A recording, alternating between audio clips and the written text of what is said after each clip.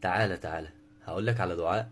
قسما بالله لو قلبك ده في حزن، او حاسس ان في قلبك ده كده في ضيق كده من حاجة معينة، او مبتلي بشيء ما، عايزك تقول الدعاء ده وتداوم عليه في صلاتك، وهتشوف الفرق.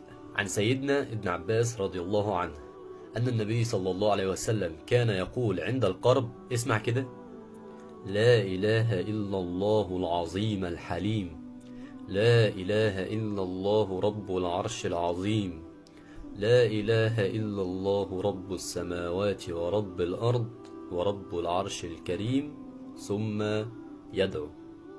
خدت بالك هنا يا اخويا لما سيدنا ابن عباس رضي الله عنه لما قال لنا ان النبي صلى الله عليه وسلم كان بيقول الدعاء ده امتى؟ قال كان يقوله عند القرب.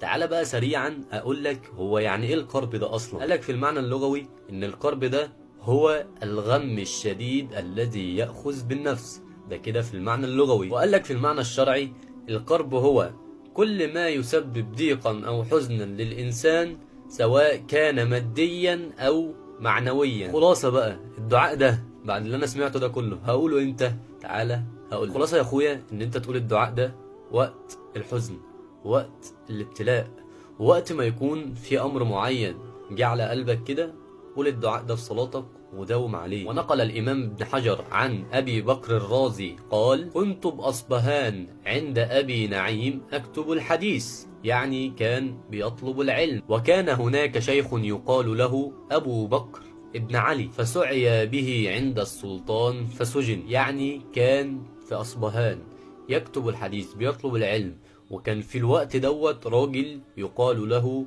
أبو بكر ابن علي، وكان الراجل ده هو اللي بيطلع الفتوى للمدينة دي. فالفتوى اللي طلعها خالفت أمر السلطان، حاجة كده عاملة زي فتنة خلق القرآن اللي حصلت في زمن الإمام أحمد بن حنبل في الدولة العباسية. فقال لك لما الفتوى دي خالفت أمر السلطان ده أمر بسجن أبو بكر بن علي. فقال: فرأيت النبي صلى الله عليه وسلم في المنام، وجبريل عن يمينه يحرك لسانه بالتسبيح لا يفتر، فقال لي النبي صلى الله عليه وسلم: قل لأبي بكر بن علي يدعو بدعاء القرب الذي في صحيح مسلم حتى يفرج الله عنه. قال: فأصبحت فأخبرته فدعا بهذا الدعاء، فلم يكن إلا قليلا من الأيام حتى خرج.